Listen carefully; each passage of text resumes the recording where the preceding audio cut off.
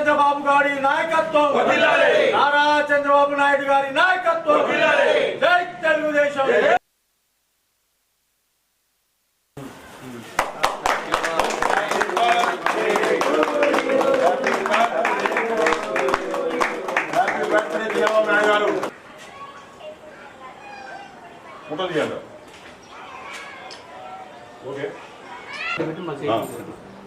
Photo తీయమ్మా. జర beta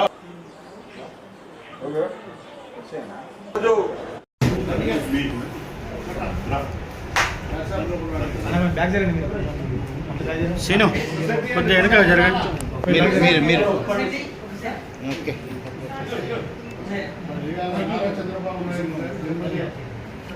ఏం పాపకి ఏంటి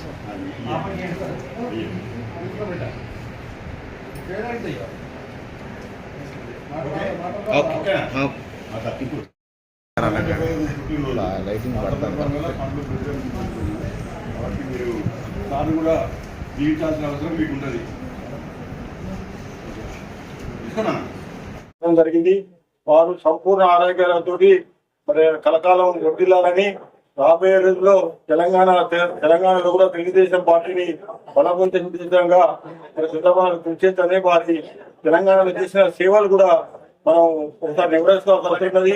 ఇక ఆ రోజు వారు ఉమ్మడి ముఖ్యమంత్రిగా ఉన్నప్పుడు మరి ప్రతి గ్రామంలో ఓవర్ ట్యాంకు, సీసీ రోడ్లు, మన తండాలకు, గుడాలకు జన్మభూముల రోడ్లు, మరి అదేవిధంగా ప్రజల పాలన, మరి అనేక సమయంగా మహిళలు చుట్టకాలం మీద డాక్రా గ్రూపులు ఏర్పాటు చేసిన ఘనత చంద్రబాబు నాయుడు గారికి దక్కుతుందని, ప్రతి 3 కిలోమీటర్లకు స్కూల్ ఏర్పాటు చేసిన ఘనత కూడా వారికే దక్కుతుంది.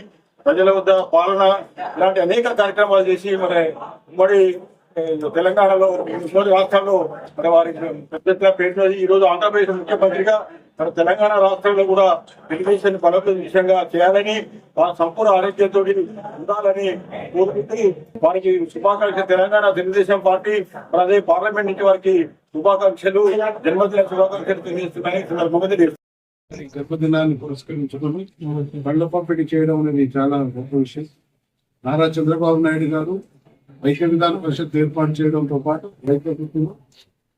ఈ హాస్పిటల్ వైద్య విధాన పరిషత్ హాస్పిటల్ WHO ఫండ్స్ ద్వారా కట్టించడంలో చాలా ప్రముఖ పాత్ర పోషించారు. జిల్లాలో ఉన్న తాలూకాలన్నింటిలో కూడా ఏరియా హాస్పిటల్ కట్టించడంతో పాటు సెకండరీ గ్రేడ్ వైద్యాన్ని అందరికీ అందుబాటులో ఉండేటట్టు చేసిన గొప్ప మేధావి శ్రీ నారా చంద్రబాబు నాయుడు గారు. వారు కలకాలం ఆయుర ఆరోగ్యాలతో ఉండాలని మనసారా కోరుకుంటూ మన జిల్లాకు కోవిడ్ పరిస్థితుల్లో ఆక్సిజన్ ప్లాంట్ కూడా ఇవ్వడం జరిగింది.